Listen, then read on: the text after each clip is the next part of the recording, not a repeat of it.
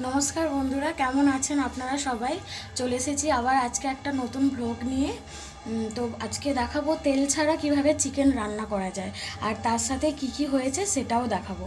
চলো স্টার্ট করা যাক।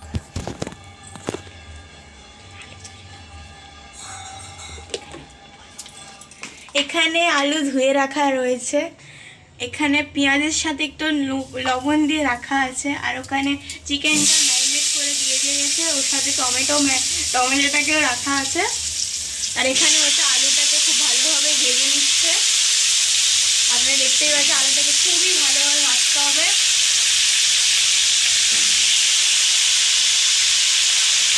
আপনারা দেখতেই পাচ্ছেন আলুটাকে এবার নিয়ে নিল।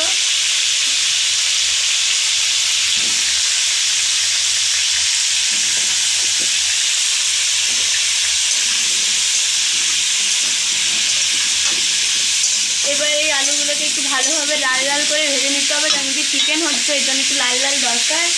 এখানে আমরা আলুটাকে ভালো করে ভেজে নিয়েছি। অনেকেরই মনে হচ্ছে আলুটাকে আমরা তেল দিয়ে কেন ভেজেছি, কারণ আলুটাকে আমরা যদি তেল দিয়ে ভাজি তাহলে খুবই সুস্বাদু লাগে। আপনারা যদি তেল ছাড়া রান্না পছন্দ করে থাকেন তাহলে আপনারা তেলটাকে স্কিপ করতে পারেন। এবার আলুটাকে আমরা কড়া থেকে উঠিয়ে নিলাম। এবার আমরা কড়ায় চিনি দিয়ে দিয়েছি, কেন কি কালারের জন্য আমরা চিনি দিয়েছি, আর এখানে তেজপাতাও দিয়ে দিলাম। এবার এটাকে ভালোভাবে একটুখানি ভেজে নেওয়া হবে, নাড়িয়ে নেওয়া হবে। নুন দিয়ে ম্যারিনেট করা যে পেঁয়াজটা ছিল ওটাও দিয়ে দিলাম।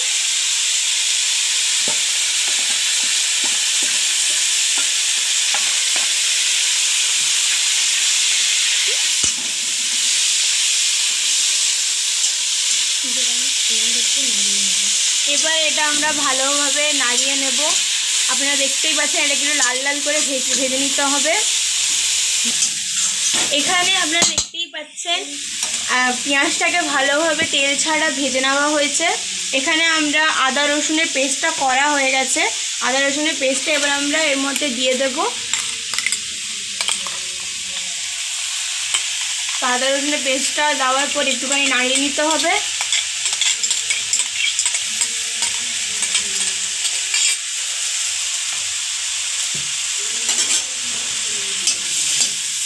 এই যে আমরা এখানে ভালোভাবে নাড়িয়ে নিচ্ছে, এটা 1-2 মিনিট নাড়িয়ে নেওয়ার পর এরকমভাবে আদা রসুনটাকে পেঁয়াজের সাথে ভেজে নিলে আদা রসুনের গন্ধটা আর মাংস যখন রান্না হবে তখন বোঝা যায় না। এখানে পেঁয়াজ আদা রসুনটাকে ভালোভাবে ভাজা হয়ে গেছে। এরপর আমরা পরিমাণ মতো কী বলে ওটাকে, হলুদ। এখানে পেঁয়াজ আদা রসুনটাকে খুব ভালোভাবে ভেজে নিয়েছি। এখানে এবার পরিমাণ মতন হলুদ, লঙ্কার গুঁড়ো আর স্বাদ মতন লবণ নিয়ে নেব আমরা। তারপর একটুখানি জল দিয়ে আমরা কষিয়ে নেব এটা।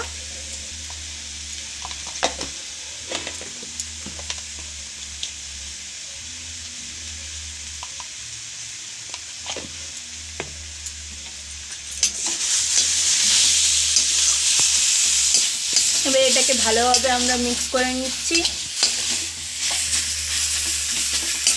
আপনারা দেখতেই পাচ্ছেন এটা একটুখানি খুব ভালোভাবে মাখা মাখা হয়ে যাচ্ছে। কষিয়ে নেওয়া হবে। এবার একটুখানি জল দেওয়া হচ্ছে, অল্পই একটু জল দিয়ে এটা আবার আমরা কষিয়ে দেবো।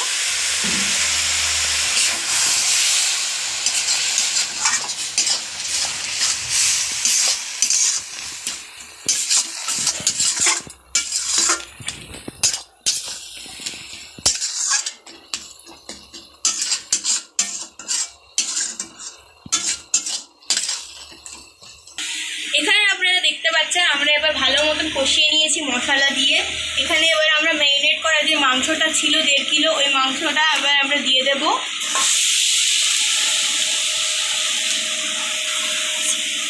এরপর এটাকে ভালোভাবে একটু কষিয়ে নেব। কষিয়ে নেওয়ার পর একটুখানি জল দিয়ে দেবো।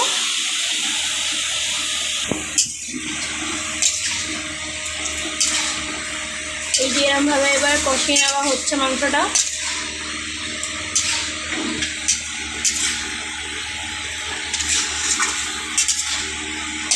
তারপর জলটাকে মিক্স দিয়ে এবার আমরা আলুগুলোকে ছেড়ে দেবো।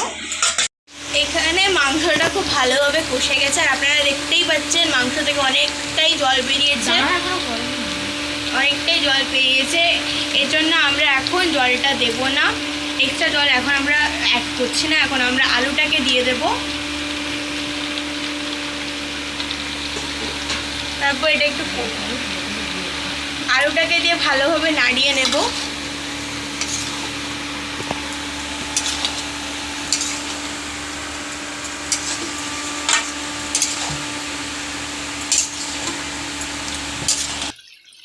এবার এখানে মাংসটা ভালোভাবে মানে পুরো সিদ্ধ হয়ে গেছে, আপনারা দেখতে পাচ্ছেন অনেকটা জলটা শুকিয়ে গেছে। এর জন্য এবার আমরা জলটা পরিমাণ মতো অ্যাড করে দেব, তারপরে এটাকে নামিয়ে নেব।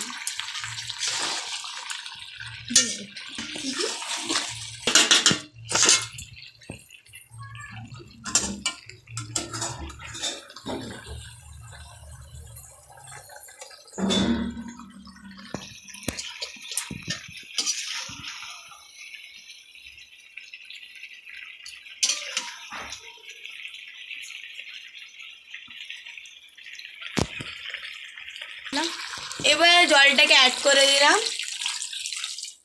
এবার কিছুক্ষণের জন্য ফুটিয়ে নেব। এখানে আমাদের চিকেন রান্না কমপ্লিট হয়ে গেছে, আমরা গরম মশলা অ্যাড করে দিয়েছি, আর এবার আমরা চিকেনটাকে নামিয়ে নেব। এখানে সাথে রয়েছে আলু ভাজা আর পটল ভাজা, দেখতে পাচ্ছ আলুটাকে কত মজমজ করে ভাজা রয়েছে। এবার এটাকে আমরা নামিয়ে নেওয়ার সময় হয়ে গেছে, নামিয়ে নেব। এখানে বাটিতে কটা মাংস নিয়েছি টেস্ট করার জন্য, এবার টেস্ট করে দেখে নিই কেমন হয়েছে।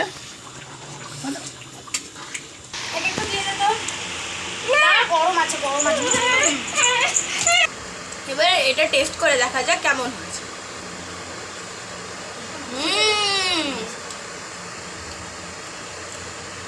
খুবই টেস্টি হয়েছে খেতে, আপনারা দেখতে পাচ্ছেন। এবার যদি আপনারা, আশা করি আপনারাও এটাকে বানিয়ে খাবেন। আমাদের তো এটা খুবই ভালো লেগেছে, আশা করি আপনাদেরও ভালো লাগবে। টাটা বাই বাই, এবার দেখা হবে পরের ব্লগ।